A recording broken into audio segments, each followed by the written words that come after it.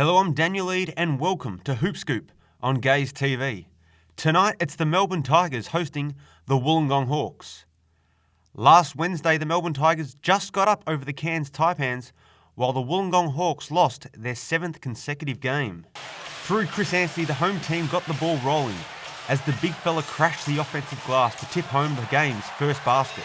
Then David Barlow blew by all Wollongong defenders to shake the rim as the Tigers came out attacking.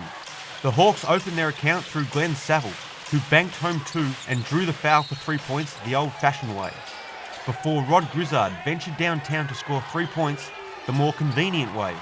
Saville made the tough drive at one end as Melbourne responded with Barlow flushing down another dunk from point-blank range. But the gong struck back, Dusty Reichardt taking aim from 14 feet, and then Saville working on the fadeaway, and when Lindsay Tate split the lane open and got the basket and won, Wollongong led 14-12. Eade got Melbourne back into the groove with a long-range triple, and when Barlow got up to jam another one home, Melbourne had a 5-point lead. Saville sunk a 3 for his 10th point of the opening quarter, but Barlow ended the period with his 4th dunk. Melbourne ahead 25-23 at the first break, as the second quarter got rolling with some brilliance from Kavossi Franklin, who gave the sweet dish to Saville, then hit Cameron Tregar for the jumper, before crashing the boards off his own miss to drop the 2. And when Tregar got down the court first for the easy layup, Wollongong had the lead back again. But Eade would go bang bang for Melbourne, firing away and connecting on a pair of threes as the red team got on top and built a 4-point lead. Stephen Hoare made one from deep and then got into the lane to kiss one off the glass as Melbourne remained ahead. But when Franklin pulled up and drained a long 2, the scores were all level at 46 with 3:18 left in the half. Melbourne would again find Eade, who found the bottom of the net with another shot from outside the arc, following up with a strong drive and a pull-up J as the Tigers edged ahead. Bringing back memories of the Gaze to Copeland alley-oop, Nathan Croswell hit up Anstey with a lob as the 7-footer threw it down with the foul. And when Eade nailed one more to beat the halftime buzzer, Melbourne led 60-50 at the long break. The third quarter belonged to the Tigers, starting with Hoare, who made the easy shot with a bonus freebie, and then Barlow made the great catch to put in 2 more. It was then Eade time to return to the spotlight, draining a triple and then running the lane to finish off in style with a 2-hand throwdown.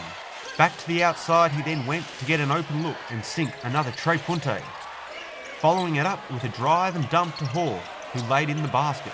But Eade wasn't done with yet, icing another one from long range.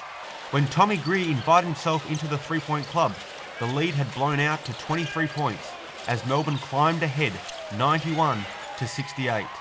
Make that 26 when Daryl Coletto made one. Melbourne settling for a 24-point lead at the last break, 98-74. Wollongong opened the final quarter with Saville making one from deep, but Coletto responded for the Tigers to keep the visitors in a big hole. Not once, but twice, as Melbourne had an answer for everything that the gong threw at them. Wollongong managed to cut the deficit down to 16. Franklin's 3 got the ball rolling before Matt Campbell lined one up and absorbed the knock to make the big 4-point play. But Coletto hit a tough runner to stop the mini run, and when Barlow got the ball to do a few laps before finally dropping through the net for 3, the game was over. Barlow closing it in style with his 5th dunk of the game. Melbourne racking up the points on their way to a huge triumph, defeating Wollongong 128-101.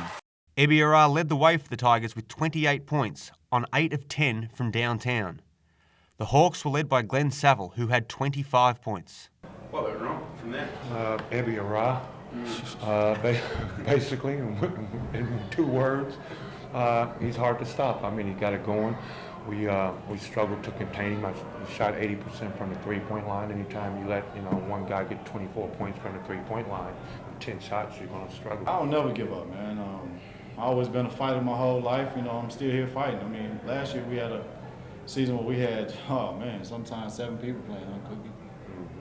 6 people training sometimes. We went through a hellacious season last year. Never gave up. We fought to the end, man. We was 9-22, and we're gonna do the same thing here.